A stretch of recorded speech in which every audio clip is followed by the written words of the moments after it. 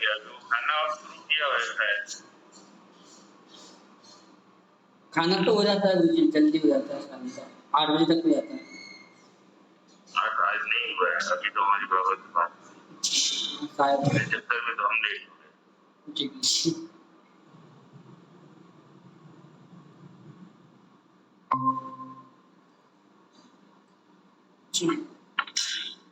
अभी कौन सा दिख रहा है आपका स्लाइड? गुरुजी इसमें लिखा है शैक्षिक शोध की प्रकृति। ठीक है, इसी पे कल चर्चा किए थे। हाँ गुरुजी। ये वाला स्लाइड कल नहीं दिखा था? नहीं दिखा था ये शोध। ये विषय वस्तु सारे हैं, इसमें किसी को कोई पूछना है? क्लियर है? कल लास्ट में क्या पूछ रहा था? प्राक कल्पना पूछा था, हाइपोथेसिस। हाइपोथेसिस, प्राकल्पना का सामान्य मतलब होता है एक संभावित उत्तर। प्राकल्पना कहते हैं संभावित उत्तर। पहले की गई कल्पना प्राकल्पना होती है। अभी जब आप एमए में इसको पढ़ेंगे तो 3 तरह की मुख्यतः प्राकल्पनाएं होती है। एक होती है सकारात्मक प्राकल्पना, जहाँ पर हम जैसे मान लीजिए चंद्रयान भेजना था, तो हम एक बनाएंगे ना प्राकल्पना कि हम ये तकनीकी अपना रहे हैं, इतने मेहनत करें, मतलब ये पहुंच जाएगा। या दूसरा करेंगे कि अगर मौसम खराब हो गया तो हमारी ये वाली तकनीकी काम नहीं आएगी और ऐसी स्थिति में पहुंचना असंभव है। या शून्य को छोड़ देंगे, बना के देखते हैं, पहुंच गया तो अच्छी बात है, नहीं पहुंचा तो अच्छी बात है। इस तरह से प्राकल्पना 3 तरह की होती है मुख्य रूप। जब शिक्षा में करते हैं तो एक हमने एग्जाम्पल लिया था कि लड़कों या लड़कियों के सामान्यतः सामवेगिक बुद्धि में कोई भेद होता है क्या? जब रिजल्ट आता है तो लड़कियों का हमेशा प्रतिशत अधिक होता है। तो इसमें हम प्राकल्पना कर लेंगे, या तो कर लेंगे कि हाँ लड़कों की अपेक्षा लड़कियों की बुद्धि लब्धि अधिक, या दोनों में कोई अंतर नहीं होता है, शून्य, या लड़कियों की बुद्धि लब्धि लड़कों की अपेक्षा अधिक नहीं होती। तो जहाँ पर होती है मानना है वो सकारात्मक है, जहाँ पर नहीं होती है वो नकारात्मक है, और शून्य पर छोड़ दे रहे हैं, वो हो भी सकती है और नहीं हो सकती, तो इसको शून्य कहते हैं।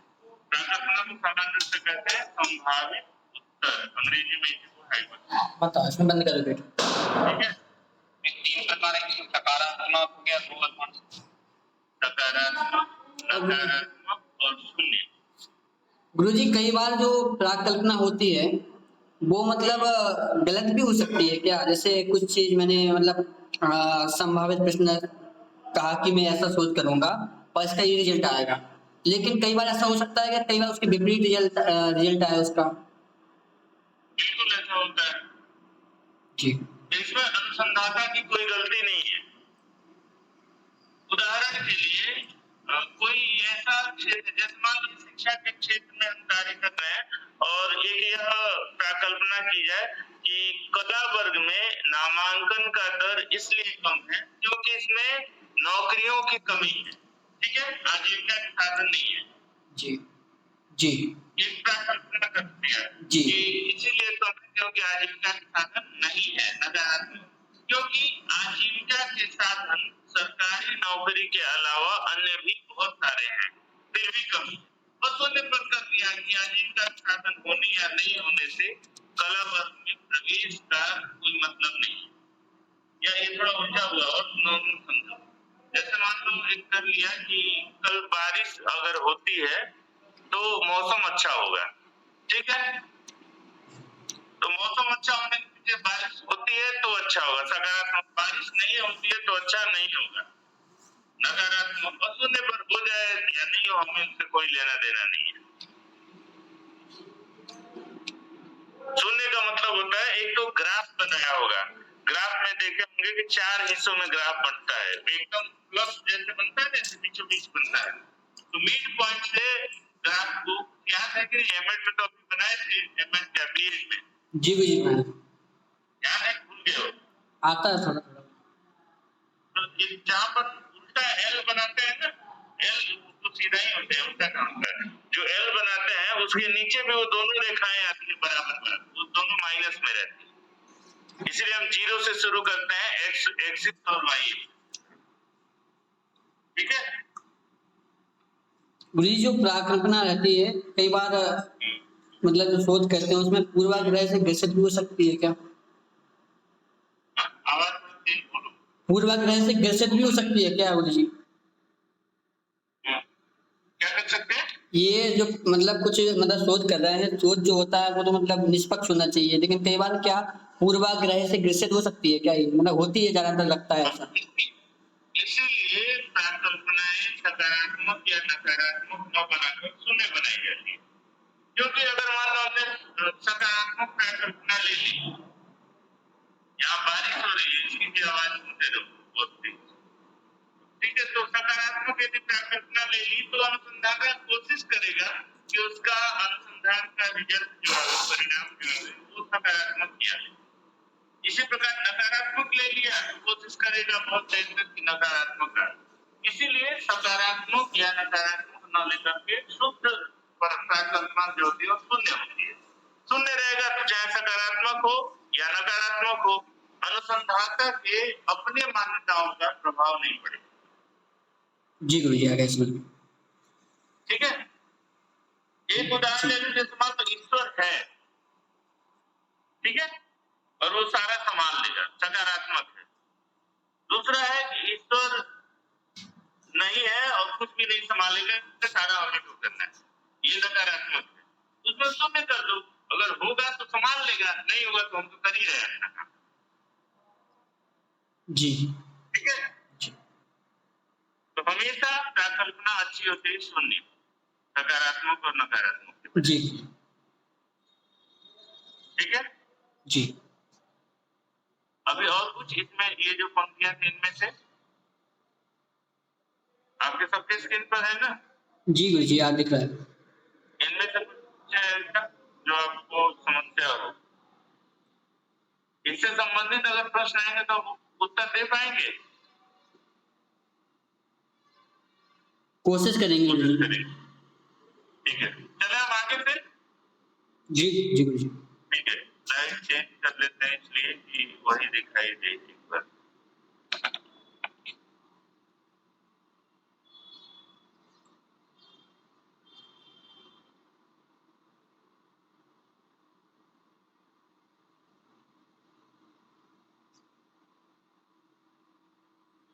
अब कौन सी स्लाइड दिख रही है? वैज्ञानिक पद्धति विधि, साइंटिफिक मेथड, राइट। तो जो पाठ्यक्रम है आपका, ये कोर्स 9 में सेकंड पेपर, उसके अकॉर्डिंग हम पूरा मूव कर रहे हैं, आगे बढ़ रहे हैं। पहले हमने देखा शैक्षिक शोध, फिर शैक्षिक शोध की प्रकृति देखी, अब इसमें अगला है वैज्ञानिक विधि, साइंटिफिक मेथड से क्या तात्पर्य। सामान्य रूप से वैज्ञानिक विधि या पद्धति क्या है, जहां पर विषय वस्तु का अध्ययन एक नियंत्रित परिस्थिति में किया जाए। नियंत्रित परिस्थिति का मतलब यह होता है कि बाह्य प्रभाव से प्रभावित न हो। उदाहरण के लिए अभी हम लोगों की जो कक्षा है इसमें लाइट नहीं है, पहली समस्या। दूसरी, बारिश हो रही है और बादल गरज है, वो भी आ रहा है, वो भी हम लोग को बीच में डिस्टर्ब करेगा। अगर लाइट बहुत देर नहीं रही और ये इन्वर्टर भी बैठ लिया तो ऐसी स्थिति में इंटरनेट भी बैठ जाएगा अपने आप को सब। तो ये सब बाहरी प्रभाव है। तो दो चर हैं, एक है चर जो प्रभावित कर रहा है, वेरिएबल, ये तो पढ़ा होगा उस समय भी जब हम प्रयोगात्मक विधि पढ़ रहे थे। स्वतंत्र चर, आश्रित चर पढ़ा था शायद, और मध्यवर्ती चर। ठीक है, तो स्वतंत्र बोलते हैं इंडिपेंडेंट वेरिएबल। इंडिपेंडेंट वेरिएबल वो होता है जिसका प्रभाव पड़ता है। जैसे इस कक्षा में मैं कुछ विषय वस्तु लेकर के आपसे चर्चा कर रहा हूँ और एक तरफा फिलहाल इस विषय वस्तु पर जो कुछ भी हम है ये आपको बताने का प्रयास कर रहे हैं, तो इसका प्रभाव आपके ऊपर पड़ रहा है। तो यहाँ पर स्वतंत्र चर एक तरह से हम हो गए। और भी इसमें देख लो, हमारी पूरी कक्षा का नियंत्रक जो है संयोजक है। संयोजक एक तरह से पूरा नियंत्रण अपने हाथ में रखा हुआ है, वो चाहे तो सबको रिमूव कर दे, सबको हटा दे, चाहे तो सबको रख। स्वतंत्र चर हमेशा होता है जो सबको प्रभावित करता है। आश्रित चर वह होता है जो स्वयं प्रभावित होता है। यह कह लें कि स्वतंत्र चर से जो प्रभावित होता है उसको आश्रित चर या फिर उसको बोल देते हैं डिपेंडेंट वेरिएबल, अंग्रेजी में बोलते हैं। यहाँ पर आप सभी डिपेंडेंट हैं। किसके डिपेंडेंट हैं? आज की कक्षा, टॉपिक और स्वयं जिस वस्तु को हम चर्चा कर रहे हैं वो। तब हम डिपेंडेंट, सभी आश्रित हैं। और मध्यवर्ती चर क्या हो गया, ये सारी चीजें जो हमें जोड़ रहे हैं, ये पीपीटी या फिर ये उपकरण जिनके माध्यम से हम अभी एक साथ अपने कार्य कर पा रहे हैं, बोल रहे हैं, समझ रहे हैं, और बाकी की सहयोगी जितनी चीजें हैं वो सब मध्यवर्ती चर के अधीन।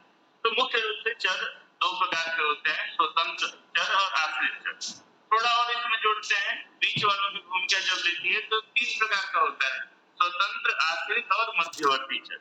आगे चल के फिर 5 प्रकार का होता है, फिलहाल आप इतना समझिए 3 प्रकार का होता है। तो नियंत्रित परिस्थिति में क्या होता है, स्वतंत्र और परतंत्र, जहां पर एक व्यक्ति प्रभावित कर रहा है और दूसरा व्यक्ति प्रभावित हो रहा है, उसमें किसी तीसरे का प्रभाव नहीं आए, इसके लिए कुछ चीजों पर नियंत्रण करना पड़ता है। ऐसी परिस्थिति को बोलते हैं नियंत्रित परिस्थिति। जैसे एक कमरे में हम ऐसी जगह बैठे जहाँ लाइट की व्यवस्था हो समुचित, बाहर की बादल गरजने की आवाज न आवे, बारिश की आवाज न आवे, ये सारी चीजें करके हम एक लैब बन सकते हैं, सामान्यतः वो लैब बना सकते हैं। इसी लैब को या प्रयोगशाला को बोलते हैं सामान्यतः नियंत्रित परिस्थिति। तो वैज्ञानिक विधि का मतलब हो गया कि वैज्ञानिक अध्ययन हमेशा नियंत्रित परिस्थिति में होता है। नियंत्रित परिस्थिति मतलब कार्य और कारण के बीच किसी ऐसे तत्व का सहयोग नहीं लिया जाता है जो बिना काम का इफेक्ट करे। कुत्ता भौंकने लगे मान लीजिए बीच में, तो उससे हम दोनों की चीजें न हम सुन पाए न बोल पाए, कुछ भी नहीं कर पाएंगे, वो प्रभावित होगी। तो इसी को बोल रहा है कि नियंत्रित परिस्थिति में करके विषय वस्तु का अध्ययन नियंत्रित परिस्थिति में करके एक वैध सामान्यीकरण करते हैं। वैध सामान्यीकरण, देखिए वैध और विश्वसनीय दो चीजें मापन मूल्यांकन में आपने पढ़ा होगा। वैधता का मतलब है कि जिस लिए बनाया गया है उसके मापन में समर्थ होना चाहिए। उदाहरण के लिए नेट की परीक्षा हो रही है, एनडीए ले रही है, और इसका मुख्य उद्देश्य है एलिजिबिलिटी। एलिजिबिलिटी का मतलब जो असिस्टेंट प्रोफेसर के रूप में एक व्यक्ति में विद्यमान, सिर्फ परीक्षा पास करना नहीं। तो अगर इस परीक्षा को पास करने के बाद अध्यापक एक मुखर अध्यापक के रूप में समाज के सामने आ रहा है,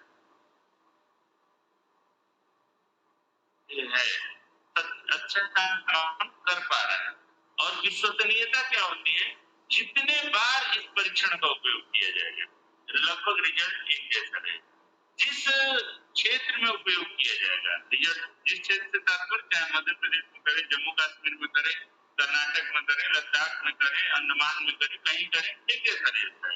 फिर आज जो रिजल्ट आ रहा है 5 साल 10 साल बाद वापस इसी परीक्षण को करें तो रिजल्ट वही आएगा। इसको बोलते हैं विश्वसनीय।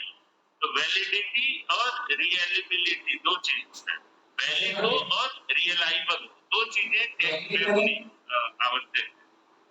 यहाँ भी कह रहा है कि वैध सामान्यीकरण, वैध सामान्यीकरण मतलब जो सामान्यीकरण किया जाए वो वैध हो, मतलब सच में वो जो निष्कर्ष निकले उसको जब भी करके देखा जाए तो वही निष्कर्ष आए। उदाहरण के लिए जैसे न्यूटन का ले लो, आइंस्टीन को ले लो, कोई भी जितने भी प्रयोग हुए, गति नियम किसने दिया था? हाँ, अध्येतागण सुनाई दे रहा है कि नहीं हो? न्यूटन नहीं दिया होगा शायद से, पता नहीं करता। गुरुत्वाकर्षण किसने दिया था? ग्रेविटी। वो तो न्यूटन ने पक्का 100%। न्यूटन ने दिया था गुरुत्वाकर्षण। गुरुत्वाकर्षण तो जो कहा वही होता है क्या? आज भी जो भी संबोधित की गुरुत्वाकर्षण का मतलब क्या होता है कि हमेशा पृथ्वी में अर्थ में ग्रेविटी है, कोई भी वस्तु हम छोड़ दें अगर बीच में तो अर्थ की तरफ हो जाएगा, यही होता है ना जी। तो ये इसी को बोलते हैं वैलिड। वैलिड मतलब हम करके देखेंगे, पेन उठाया, कागज का उठा के अपने पैर ही उठा करके रखेंगे तो वापस तो जमीन की तरफ जा रहा है, ऐसा नहीं कोई टिक जा रहा है। ठीक है, ये ग्रेविटी का रूल है। और ये इसको बोलते हैं जनरलाइजेशन, मतलब आम आदमी को समझ में आवे ऐसी भाषा में कहना, उसको बोलते हैं जनरलाइजेशन। तो वैज्ञानिक विधि का तात्पर्य क्या है? उस विधि से है जिसमें वैज्ञानिक वैज्ञानिक का तात्पर्य है कि जो भी अध्ययन कर रहा है विज्ञान की विधि को लेकर उसको वैज्ञानिक है। अपनी विषय वस्तु का अध्ययन एक नियंत्रित परिस्थिति में करके, नियंत्रित परिस्थिति मतलब कंट्रोल्ड सिचुएशन, जहां पर बाहरी चीजों का प्रभाव न पड़े, उसको बोलते हैं नियंत्रित परिस्थिति। और वैध सामान्यकरण मतलब ऐसा सामान्यकरण बोलता है जो लोगों को समझ में आ रहा है और लोग यदि करके देखें तो परिणाम वैसे ही आए, तो बोलते हैं वैध सामान्यकरण। कल हमने एग्जाम्पल लिया था फेज और मेन का, ये मेन का और अर्थ का, कि जब भी वायर इलेक्ट्रिसिटी प्रवाहित होती है उसको रिटर्न होने का जगह चाहिए, रिटर्न होगा तो लाइट जल रही है, रिटर्न होने की जगह नहीं होगा तो लाइट नहीं जलेगी। तो ये जब भी हम करके देखेंगे ऐसा हो रहा है तो ठीक है, इसको क्या बोलेंगे, वैध है। 10वीं पास करने के बाद बच्चों में सामान्य ज्ञान हो जाता है और वो 12वीं में कहीं प्रवेश ले सकते हैं। ये क्या है, एक सामान्य जनरलाइजेशन। तो इस प्रकार से नियंत्रित परिस्थिति में अध्ययन करके वैध सामान्यकरण करने की प्रक्रिया को बोलते हैं वैज्ञानिक पद्धति या वैज्ञानिक विधि। दूसरे शब्द में कहा जा सकता है कि जिस व्यवस्थित विधि में ये 3-4 शब्द ध्यान रखना। पहला तो ऑब्जर्वेशन हो, ऑब्जर्वेशन का मतलब निरीक्षण हो। दूसरा कोई देख करके समझ पावे कि हाँ ऐसा ही हो रहा है। दो तरह का होता है, एक तो होता है दृश्यमानता जिसमें रहती है हार्डवेयर वाला, दूसरा सॉफ्टवेयर वाला।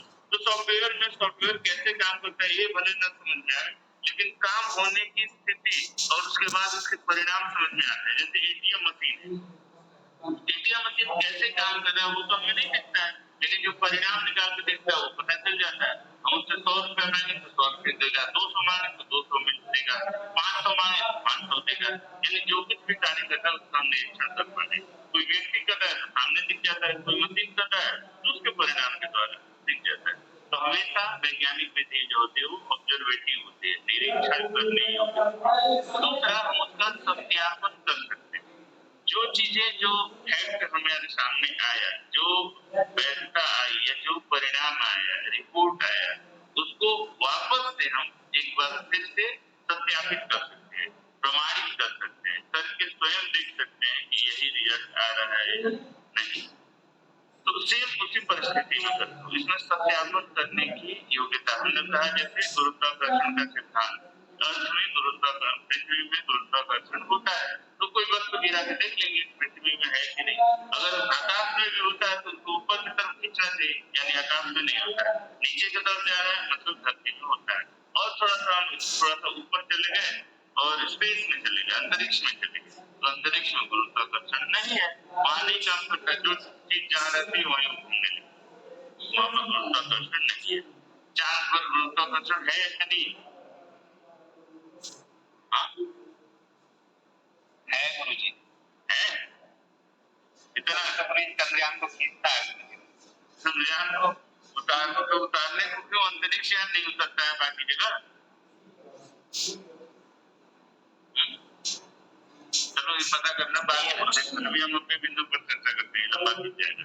तो दो चीजें आई, पहला निरीक्षण और दूसरा सत्यापन, हम स्वयं करके देख सके ऐसा हो रहा है। तीसरा चीज है वर्गीकरण और विश्लेषण। वर्गीकरण का मतलब होता है क्लासिफिकेशन, अलग अलग हिस्सों में बांट सके कि इसके मिलने से यह कार्य होगा, इसके मिलने से यह कार्य होगा। उदाहरण के लिए कंप्यूटर है, तो कंप्यूटर के बहुत सारे कार्य हैं, मोबाइल में मोबाइल चला रहा है, लैपटॉप में काम कर रहा है, ऑफिस में काम कर रहा है, लैब में काम कर रहा है, एआई के रूप में रोबोट में काम कर रहा है, आर्टिफिशियल इंटेलिजेंस में। इधर वो जब ऑटोमेटिक जो टंक मशीन है उसमें काम कर रहा है, जो आप एटीएम में, तो जहां जहां देखो हर जगह उसका कोई ना कोई स्वरूप है। तो कुछ कहीं सॉफ्टवेयर बढ़ाना है, कहीं घटाना है, जिसके कारण कार्य करता है। इसीलिए हमने नामकरण कर दिया कि ये जो है डेस्कटॉप कंप्यूटर है, ये लैपटॉप कंप्यूटर है, ये नोटबुक कंप्यूटर है, ये मोबाइल है, फोन के रूप में करके। ये सब वर्गीकरण किस आधार पर कर रहे हैं, इसमें विद्यमान गुणवत्ता के आधार पर इसकी कार्य पद्धति क्या है। तो हमेशा वैज्ञानिक अनुसंधान में वर्गीकरण का और वर्गीकरण के बाद एक विश्लेषण का, इन दोनों का स्थान बना रहता है। चौथा चीज है सामान्यीकरण, जनरलाइजेशन। सामान्यीकरण मतलब जो निष्कर्ष निकल रहा है उसको आम आदमी की भाषा में बता के समझा के बताया जा सकता है। और जब भी व्यक्ति उन चीजों को मिलाएंगे करेंगे, आर्किमिडीज की थ्योरी हमने पढ़ा हुआ है कि कौन सा सिद्धांत है वो आर्किमिडीज का,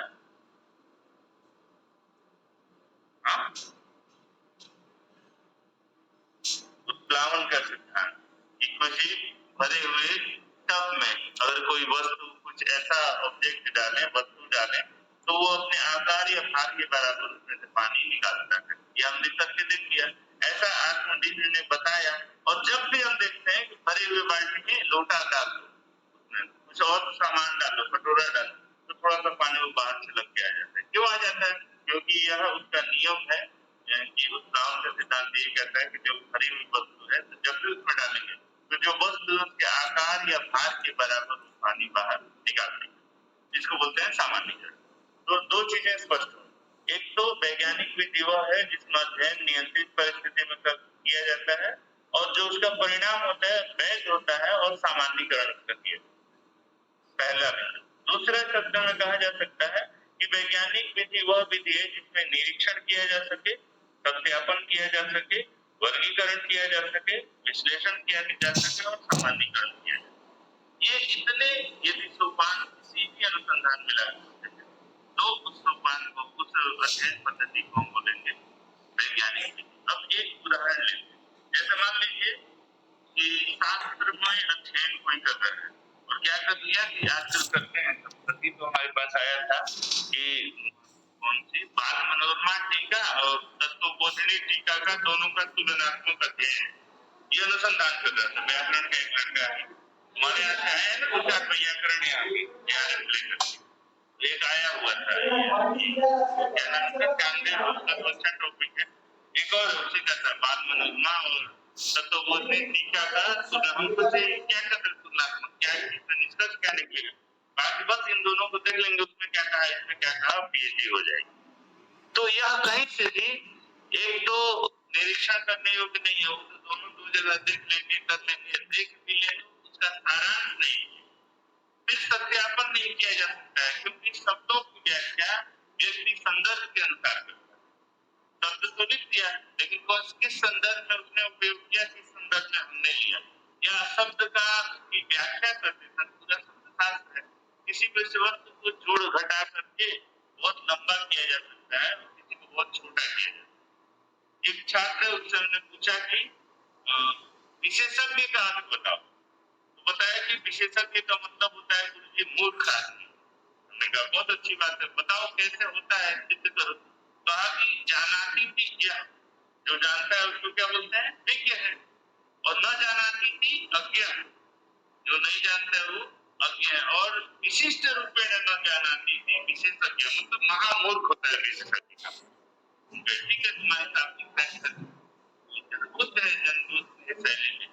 तो कभी भी शब्दों का विकृति या फिर उनका परिष्कार वो संदर्भगत होता है, व्यक्ति अपना, इसीलिए तो शास्त्रार्थ की प्रक्रिया है कि कहीं से कहीं आए जाते हैं, तो कोई सीमांकन नहीं है, अंतिम कथन नहीं है। अभी हमने न्यूटन को देख लिया, गति नियम देख लिया, बस में जब भी खड़े होते हैं, बस खड़ी है भैया, गायक तेजी से चल रही, तो हम किधर की तरफ झुकेंगे, आगे की तरफ, पीछे की तरफ।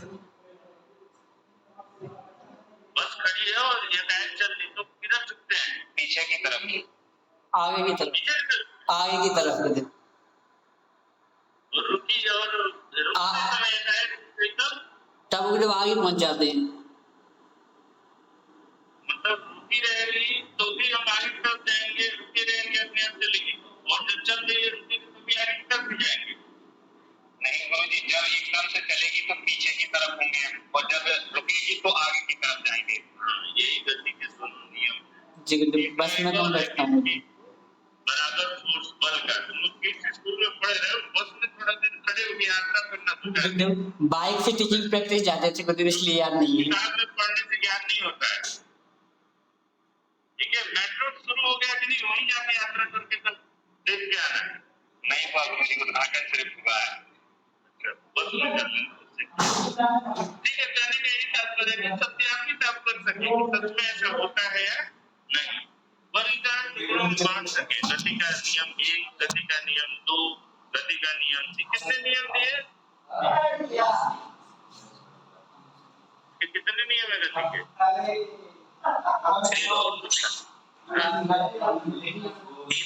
सुना था ना, मतलब और भी सुनना है क्या, चलो बताना 3 कौन कौन से हैं। वर्गीकरण इसी को बोलते हैं, वर्गीकरण मतलब एक एक हिस्से में बांटना, कि इसको 1 कहें, इसको 2 कहें, इसको 3 कहें। अब विश्लेषण के तात्पर्य है इन सब में विद्यमान अंतर को समझना, इसको बोलते हैं एनालिसिस करना। क्लियर है? सामाजिक मतलब ऐसी भाषा में प्रस्तुत करना कि लोग इसको समझ पाए। एक हमारे देश में यह भी कि हम जनबोध शैली में नहीं प्रस्तुत करते, इसलिए यहाँ नामांकन की कमी आ जाती है।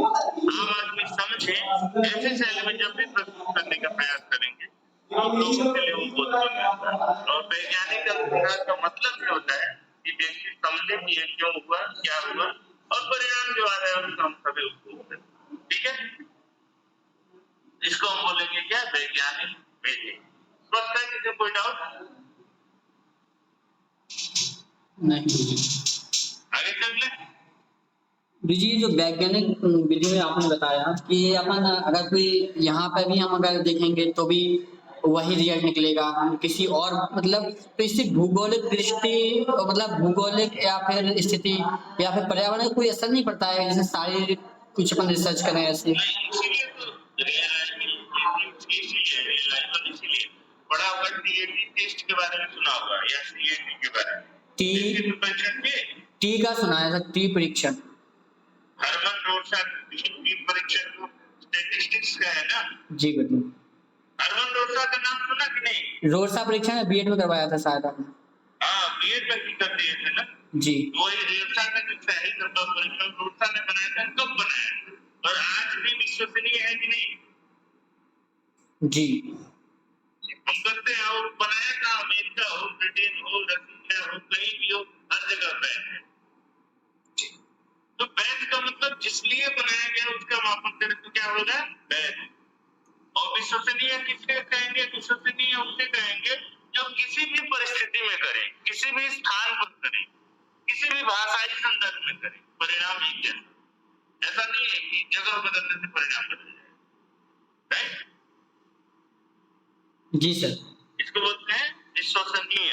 तो देखो किसी भी परीक्षण में दो चीजों की होना अनिवार्य है, दो चीजों का, एक तो वैधता, दूसरा विश्वसनीय। ठीक है? जी सर। सब तो नहीं गया हो? नहीं चल रहा है, कंटिन्यू। चलो 2 मिनट और देख लेते हैं। तो यही टाइम तुम्हारा रहेगा, जो निर्धारित करने जी बहुत सारा काम भी रहता है। अब लग रहा है तुम सच में पढ़ना चाह रहे हो इसलिए हम रुक रहे हैं। पहले सोचे भाग जाओगे तो अच्छा होगा, नहीं भाग रहे हो तो पढ़ो फिर। देखो अगला स्टेप, अब इसमें वास्तुतः वैज्ञानिक विधि में कुछ स्टेप्स होते हैं। एक तो हमने 4-5 चीजों को जनरल कह दिया कि पहला क्या होगा उसमें, सबसे पहला होगा कि क्या 3-4 चीजें रखे ना, सत्यापन हम कर पाएंगे। दूसरा वैध होगा, तीसरा सामान्यीकरण होगा, चौथा वर्गीकरण होगा, पांचवा विश्लेषण होगा। ये सारे हैं, लेकिन स्टेप बाय स्टेप देखें तो वस्तुतः 4 इसके मुख्य स्टेप हैं और इन चारों को स्टेप को पूरा करने के लिए 5 स्टेप अनुसंधान के क्षेत्र में बना दिए हैं कुल मिलाकर। जो पांचवा होता है उसको बोलते हैं निष्कर्ष, बाकी ये 4 होते हैं। और इसीलिए अभी तुम लोग जाओगे डिजिटेशन लिखे हुए हैं, उसमें भी टोटल 5 ही अध्याय है। ऐसा नहीं कि अध्याय बढ़ जाएगा, या फिर पीएचडी करेंगे उसमें 5 ही अध्याय, वही 5 इसमें से निष्कर्ष सहित होगा। पहला क्या है, आइडेंटिफिकेशन ऑफ प्रॉब्लम। सबसे पहले समस्या की पहचान करना, पहला विषय। समस्या क्या है, जो भी रिसर्च होता है किस लिए, जीवन में व्यक्ति को जो समस्याएं आ रही हैं, इन समस्याओं के समाधान। यही तुम्हें कौन सा ये दिख रहा है कि नहीं स्लाइड? हाँ ये दिख रहा है, वैज्ञानिक विधि के चरण किसी भी वैज्ञानिक, हाँ 5 सोपान दिख रहे हैं। हाँ ठीक है, यही ठीक है, इसी बदल से। तो इसमें सबसे पहला क्या करिए, समस्या। अनुसंधान किस लिए होता है, पहला स्टेटमेंट ध्यान रखना। अगर पूछ दे अनुसंधान का सबसे प्रमुख कारण है, पहला कारण होता है समस्या का समाधान, होने वाली समस्या का समाधान करना। जी, इसीलिए अनुसंधान होता है। और इस समस्या के समाधान के लिए जो पहल करते हैं, जो प्रयास करते हैं, इस प्रयास को ही अनुसंधान कहते हैं। यानी समस्या के समाधान के लिए किए जाने वाले प्रयास को अनुसंधान करते हैं। और शिक्षा के क्षेत्र में शैक्षिक समस्याओं के समाधान के लिए किए जाने वाले प्रयास को शैक्षिक अनुसंधान कहते हैं। ठीक है? तो पहली चीज होती है आइडेंटिफिकेशन ऑफ प्रॉब्लम, समस्या की पहचान करना। उदाहरण के लिए हमने बताया ना, हमारे साथ हमने जो पीएचडी क्यों किया, मुख्य हमारी समस्या थी, हमारे जो साथी थे उनके नंबर कई बार ज्यादा आते थे, और कई बार ऐसा जब भी आप देखते होंगे बोर्ड रिजल्ट आता है तब देखते होंगे लड़कियों का ज्यादा है लड़कों का कम है, टॉप कर लिया, लड़कियों ने मारी बाजी।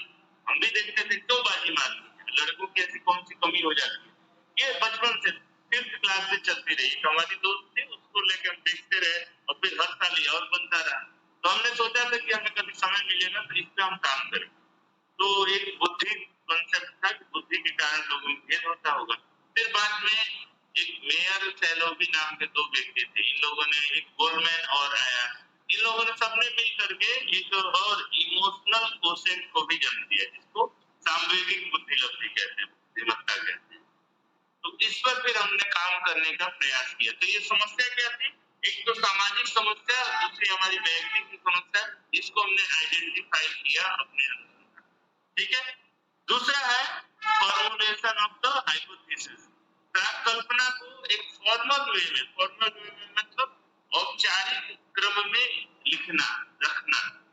प्राकल्पना परिकल्पना एक ही चीज है, ध्यान रखना। प्राकल्पना का है या प्राकल्पना का मतलब होता है अनुसंधान के लिए निर्मित एक पूर्व उत्तर कह सकते हो, या अनुसंधान करने के लिए चिन्हित पूर्व उत्तर।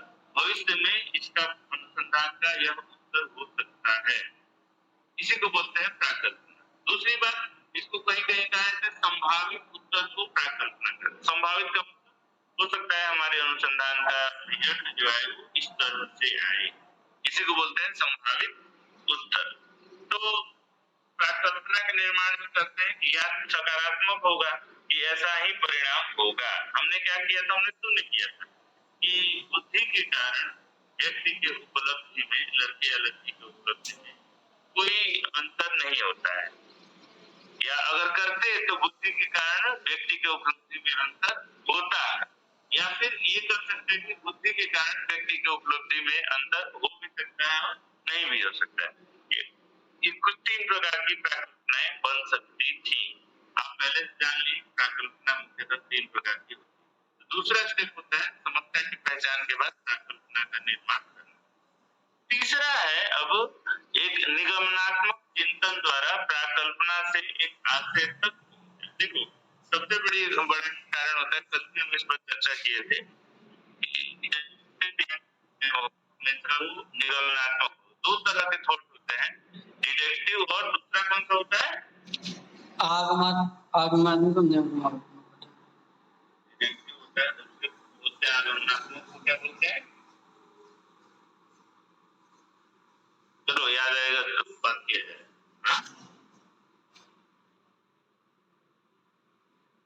तो पहला क्या है, आगमन और निगमन मुख्य अंतर क्या है, व्याकरण वाले तो इस चीज को पढ़ते हैं, गणित वाले भी पढ़ते हैं। इंडक्टिव और डिडक्टिव पहले रहेगा, फॉर्मूला के बाद हम रिजल्ट तक जाएंगे, उदाहरण तक जाएंगे। इंडक्टिव और डिडक्टिव कहते हैं क्या गुरुजी?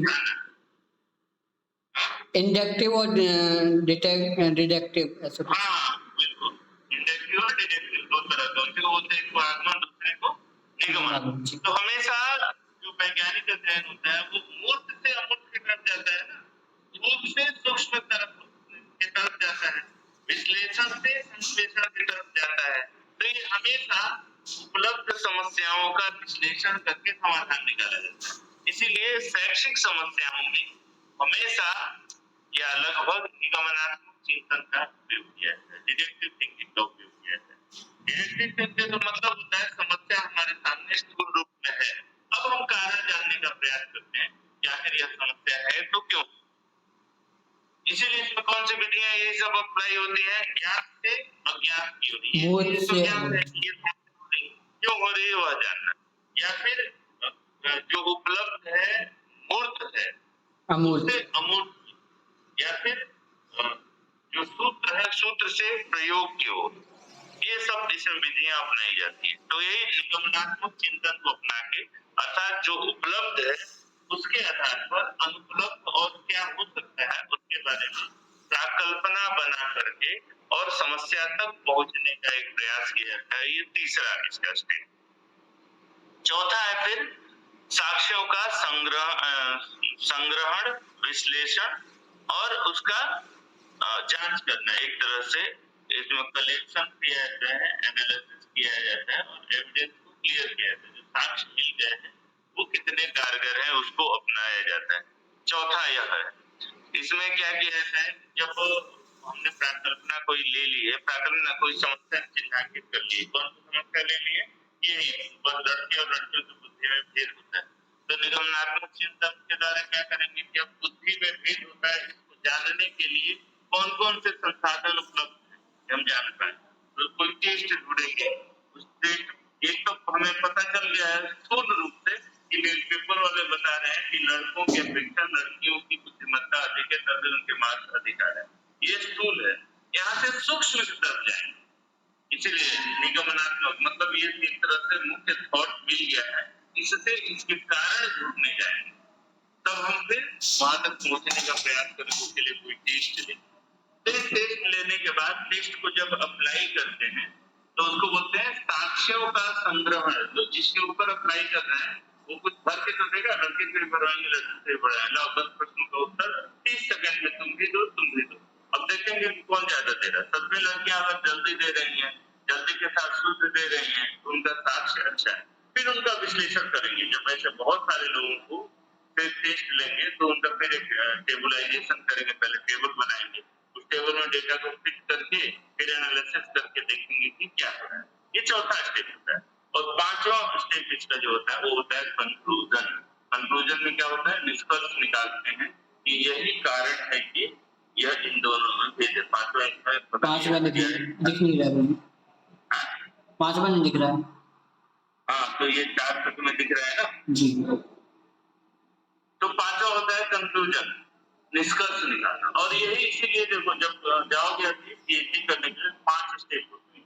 समस्या की जो पहचान होती है, पहला चैप्टर उसको बोलते हैं कॉन्सेप्चुअल बैकग्राउंड। एक पृष्ठभूमि होती है समस्या से संबंधित, उसी को बोलते हैं समस्या का पहचान। जो दूसरा होता है रिलेटेड रिव्यू का होता है, कल्पना निर्माण वस्तुतः तीसरे में भी जाता है, दूसरे में भी रह जाता है, कराने वाले पर डिपेंड करता है, उसको उसकी प्रकृति पर डिपेंड करता है। जो तीसरा अध्याय होता है उसको बोलते हैं प्रोसीडिंग ऑफ रिसर्च, अध्ययन की प्रक्रिया या अनुसंधान की प्रक्रिया क्या है।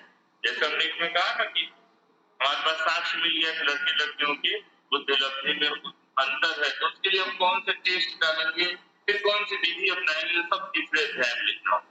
चौथे अध्याय में डेटा हम अप्लाई करेंगे, अपना जो प्रपत्र है उसके आधार पर डेटा कलेक्ट करेंगे, एनालिसिस करेंगे और फिर इस कंक्लूजन तक पहुंचने का प्रयास करेंगे। तो पांचवा जो होता है वो होता है कंक्लूजन का, निष्कर्ष का। समरी लिखेगी कि हमने पूरे अनुसंधान किया और उस अनुसंधान के आधार पर यह निष्कर्ष प्राप्त। ठीक है जी।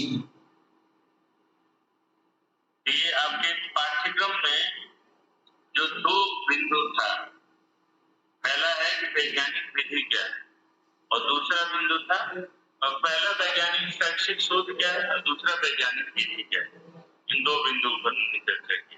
इसे कोई पूछना है? नहीं, गुरु जी ऐसे नेट में जो क्वेश्चन आते हैं वो किस प्रकार के आते होंगे इनसे संदर्भ में? इसलिए हमने कहा क्वेश्चन कुछ लेके आवे, प्रकार से पता चलेगा। जो पिछला है उस पर डिस्कस भी करेंगे कि अगर ऐसा पूछता है तो क्या है, फिर भी आपने प्रश्न पूछा है। सबसे पहले तो अनुसंधान के अलग अलग प्रकार, ठीक है। ये कह दिया कि नॉर्मल नई शिक्षा नीति भारत में चल रही है, तो नई शिक्षा नीति का ये भारतीय शिक्षा व्यवस्था पर नई शिक्षा नीति का क्या प्रभाव पड़े, इसका यदि अध्ययन करना हो तो ये किस अनुसंधान का हिस्सा है। अब हमारे यहाँ लाइट आई है सदियों बाद,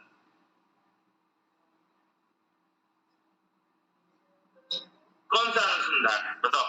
नई शिक्षा नीति का प्रभाव देखना है वर्तमान शिक्षा प्रक्रिया पर। अब अनुसंधान के मुख्यतः ये तो 3 जान लिए, कौन कौन था? मौलिक, व्यवहारिक और क्रियात्मक। क्रियात्मक होगा गुरु जी इसमें से। बहुत महामारी में क्रियात्मक होगा। हमने कहा ना क्रियात्मक किसलिए होगा, जब पर्सन टू पर्सन कोई प्रॉब्लम होगा, या तो टीचर को प्रॉब्लम हो बच्चे से, बच्चे को प्रॉब्लम हो टीचर से, करिकुलम से, या फिर जो हमारा एडमिनिस्ट्रेशन है उससे, तब उस प्रॉब्लम के समाधान के लिए टीचर अनुसंधान करेगा। अब नई शिक्षा नीति का प्रभाव है कि नहीं टीचर करेगा, टीचर को क्या जरूरत, प्रभाव है कि नहीं किसका काम है देखना जाना है? नीति विशेषज्ञों का, नीति विशेषज्ञों का, नीति विशेषज्ञों का, प्रशासन का, सरकार का। हमने यह तो क्लियर किया था ना कि शैक्षिक शोध हमेशा शिक्षा वाले करेंगे। क्रियात्मक शोध कौन करेगा? टीचर करेगा, प्रिंसिपल करेगा, रिसर्चर एजुकेशनल करेगा, कोई स्टूडेंट करेगा, या कोई सोशल पर्सन जिसको एजुकेशन में इंटरेस्ट है। जी नीति का प्रभाव है कि किसी के पास आ रहा है तो क्यों करेगा? या फिर अगर कोई व्यक्ति लिया हुआ है तो नई शिक्षा नीति को कहीं ना कहीं सीमा अनुसंधाता कोई ले सकता है, तो कोई लेवल डिसाइड कर देगा, उसी लेवल का देखेगा, इतना मोटे तौर पे नहीं है। अब किसका हिस्सा है? तो समझ में आया तो उत्तर तो बताना होगा। मौलिक अनुसंधान का होगा क्योंकि पहली बार इसका प्रभाव हमें देखना होगा। इसको लगाने से तेज होगी क्या आवाज हमारी? इनको हम ले आकर हमें तो अपना माइक बंद कर, क्या समस्या आ रही है? कर रहा है, आवाज आई, आवाज माइक माइक मैंने सुना लाइट।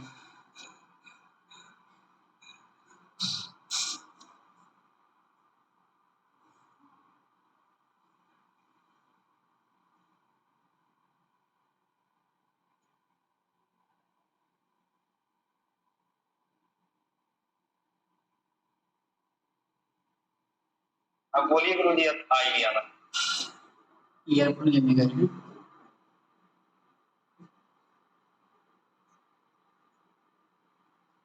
हाँ बोलो,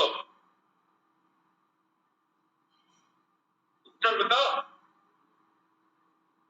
यदि गुरु जी वो उसका व्यवहार में इम्प्लीमेंटेशन हुआ कि नहीं हुआ, इसीलिए तो अनुसंधान के अंतर्गत आएगा। तो हम कौन से जुड़ रहे हैं तो बंद करते हैं, इसको एंड कर दो, रिकॉर्ड कर रहे हो तो यार इसी में चलने दो। बताओ क्या बोल रहे थे? उसका यदि प्रभाव देखना है, मतलब व्यवहार में इम्प्लीमेंट हुआ कि नहीं हुआ, इसलिए वो अनुसंधान के अंतर्गत आएगा। किसके? कितना लागू हो पाया नहीं हो पाया ये देखना है तो दो अनुसंधान के अंतर्गत आएगा। व्यवहारिक के अंदर आ रहे हैं। व्यवहारिक का मतलब होता है एक बार सिद्धांत प्रतिपादित किया जा चुका है, अब व्यवहार में प्रभाव देखना है। और देखो जब तक अनुसंधाता या शिक्षा से जुड़ा हुआ कोई व्यक्ति नहीं आ रहा है तब तक वो शैक्षिक अनुसंधान या क्रियात्मक अनुसंधान के अंदर समाहित नहीं है। तब तक एक सामाजिक समस्या है यह सब, और समाज में शिक्षा प्रशासन, सरकार या किसी संगठन का काम है। और वो भी काम किया, नई शिक्षा नीति बना के लागू कर दिया। पहले समस्या थी जो शिक्षा नीति थी, उस समस्या के लिए एक नया मौलिक संरचना की गई, पहला अनुसंधान नई शिक्षा नीति दी गई। अब प्रभाव देखना है, यानी डिस्क्राइब करके देखनी है। किसका ऐसा होगा हमेशा? अगला इसमें आपके पाठ्यक्रम में है, इसको और डीपली समझाएगा। ठीक है, इसमें एक प्रश्न पूछता है कि जैसे हमने अनुसूची प्रश्न सर्वे कर रहे हैं, सोशल सर्वे, सामाजिक सर्वेक्षण, तो सामाजिक सर्वेक्षण किसके अधीन आएगा? यह वैज्ञानिक अनुसंधान है, यह मौलिक अनुसंधान है, यह व्यवहारिक अनुसंधान है, और ये सर्वेक्षण अनुसंधान मान लो।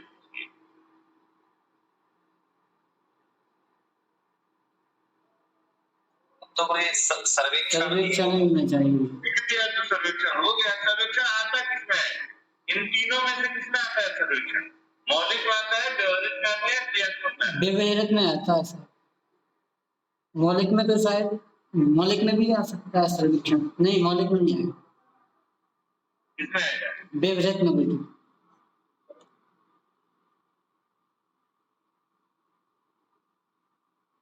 सर्वेक्षण व्यवहार में, व्यवहारिक में ही आएगा।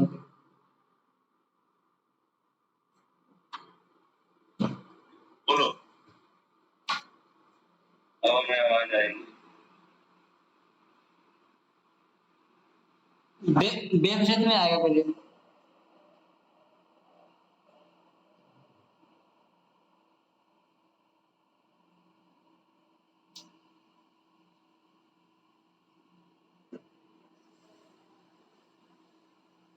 गुरुदेव आपकी आवाज नहीं आ रही। गुरु जी आपकी आवाज नहीं आ रही। अब आ रही है? हाँ अब आ रही।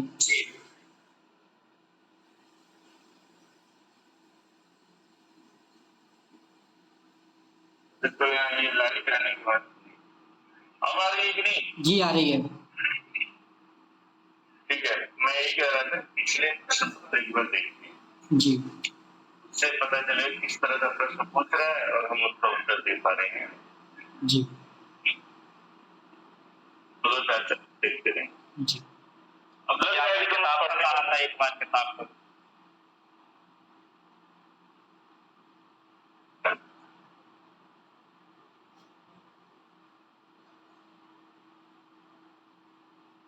आवाज आपकी कट रही है। कोई बात नहीं ना? आज बताते हैं, ठीक है बताते हैं। ठीक है, मिलते हैं फिर कल।